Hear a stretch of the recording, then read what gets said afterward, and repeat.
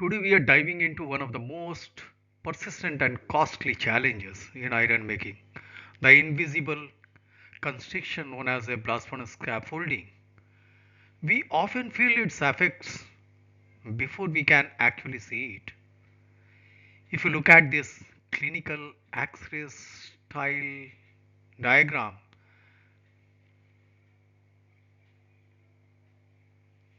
you will see a massive accumulation on the left hand side as it is visible here. Notice how the central blue flow is being squeezed, throttled by 65% to be exact. This is not just a minor blockage, it's a fundamental shift in how your furnace breathes. So we can come across the challenge of a aerodynamic behavior when such type of things develop on the walls of the furnace. So this is not just a minor blockage, it's a fundamental shift in how your furnace runs. And we know our benchmark is symmetry of the blast furnace, and this is a total asymmetrical profile. So today we are going to walk through how these formations starts and how to see them using advanced diagnostic, and most importantly how to defeat them.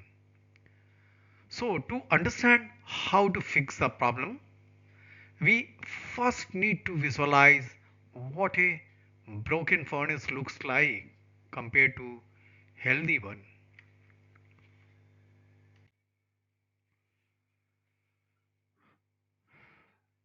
On the left of your screen, you see a healthy furnace with a uniform gas flow.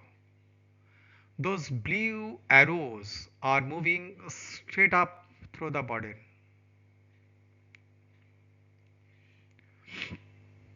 But look at right side. See this. That jagged orange glowing mass is the scaffold. It's a physical bottleneck. Notice the white dashed line. The gas is being forced into narrow, high velocity channel on opposite side. This causes erratic body descent and a massive loss in productivity.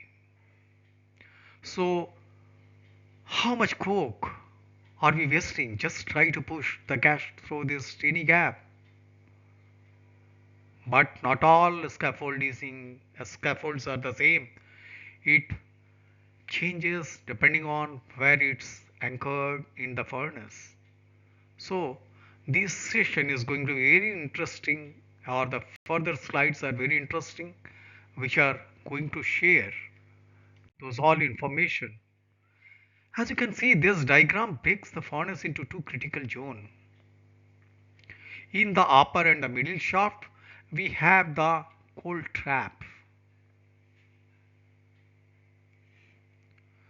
These scaffolds are secured to cooling plates and are rich in alkali and zinc. So they are solid, laminated, and this is the key, highly resistant to melting, highly resistant. Now look at the bottom. The lower bosh, this is the hot slag skull. It's fused directly to the wall and is mostly metallic iron and iron oxides. So it's viscous and deeply sintered, meaning it's a much tougher, more compact mass than the cold trap above it, about which we just talked just a minute before. So we have two different beasts to fight, but they are often fed by the same internal cycle.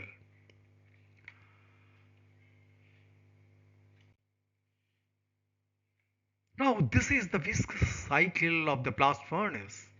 How the yellow arose.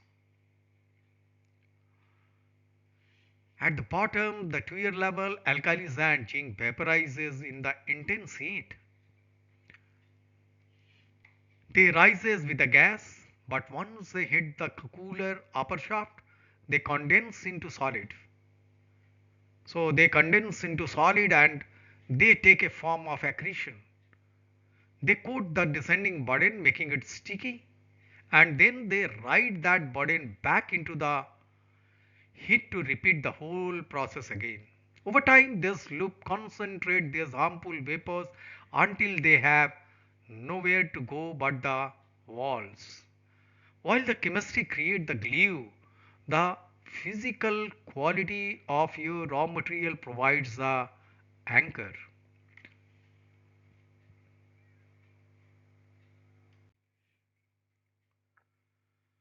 Now let's zoom in, uh, look at the stagnant zone near the refractory wall. When we have poorly screened burden, the fines, those teeny particles segregate to the wall. This creates a low velocity zone where those sticky alkali vapors we just talked about act like glue, agglomerating the fines into a cohesive mass. We also lose the mechanical scoring effect. Without large hardcore clump to scrape the wall clean, the buildup is free to grow. When this happens, the furnace starts sending us vital signal that something is wrong.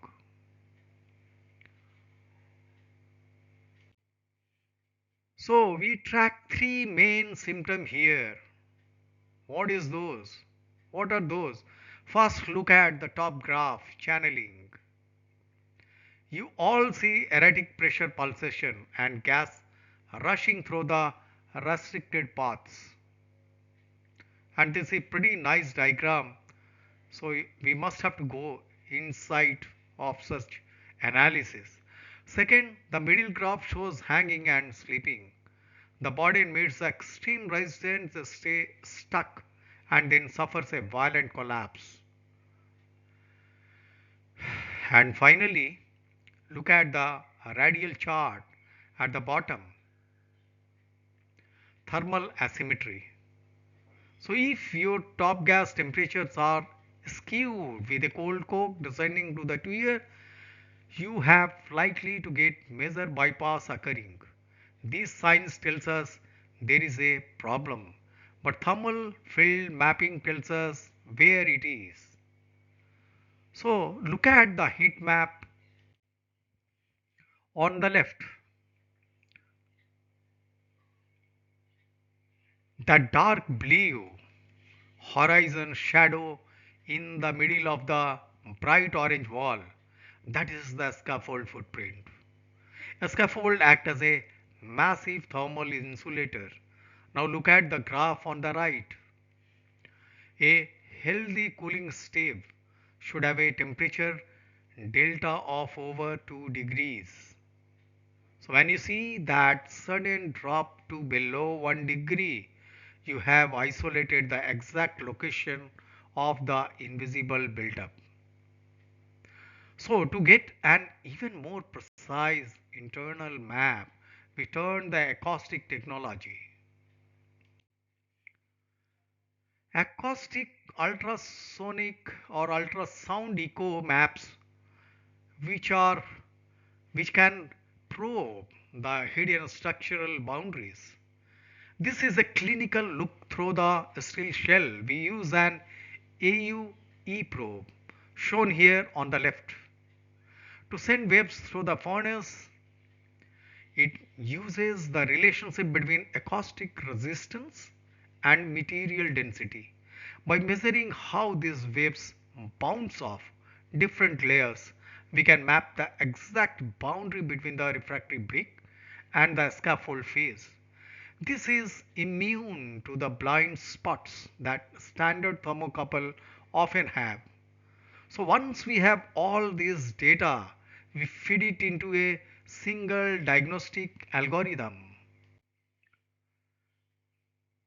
Think of this as a brain of our operation. We take live input, CO2 asymmetry, a step temperature drops, pressure spikes, and silicon reduction, and fuse them together. As this covers right from top, middle, and bottom resultants that we have already discussed some three prior to our few slides.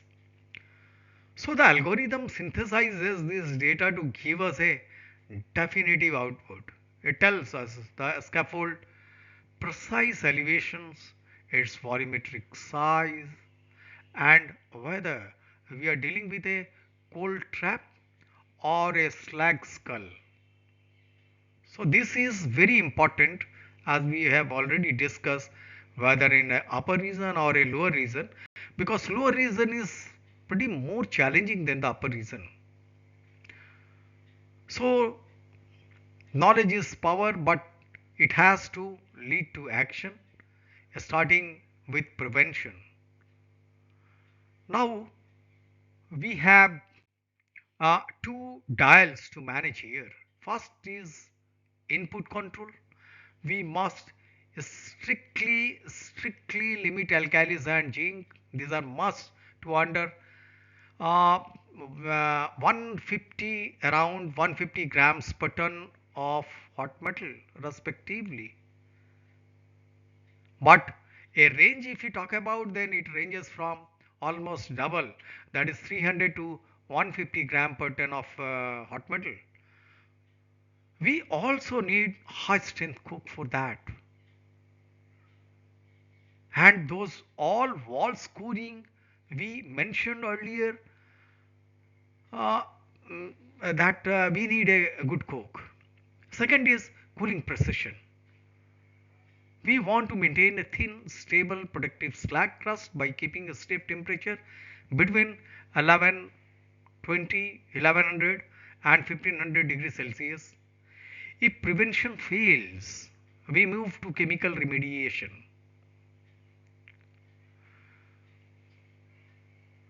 So this prescription matrix is your toolkit for hot washing.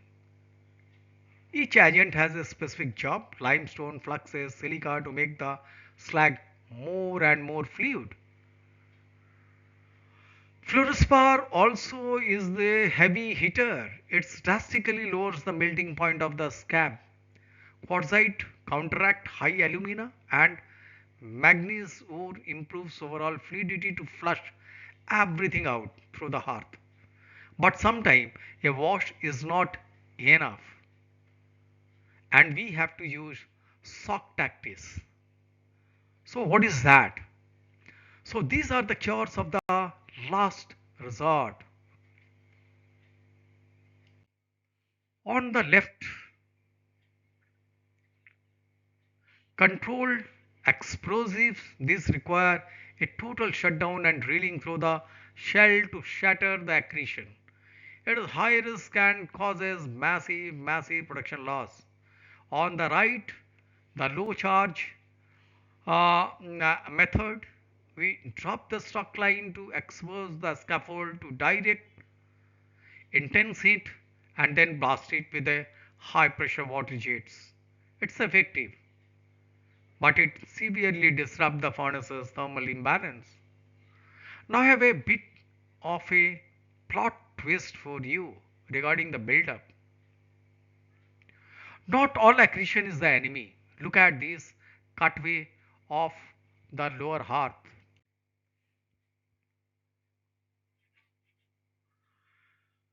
While a scaffold in the shaft choke, the furnace skull in the hearth actively protected. This solid phase forms a chemical seal between the molten iron and your carbon brick. So these buildup actually segregate corrosive element away from your refractory, extending the life of your furnace campaign by years. Context is everything. To manage all of this, we use a unified framework. So this infinity loop ties everything together. We monitor with the thermal mapping and control with the strict burden screening. Then based on data, we intervene with the strategic hot washing and protect the hearth by stabilizing the cooling to keep that protective skull in place. So it's a continuous circular process. This brings us to our final takeaway. So, in summary, scaffolding is not an unpredictable disaster. It's a manageable metallurgical symptom. By using advanced imaging and precise chemical intervention, we turn an invisible threat into a controlled variable. So remember three pillars. Monitor your thermal field. Number one, control your alkali input and protect your heart skull. So master the chemistry and will control the flow.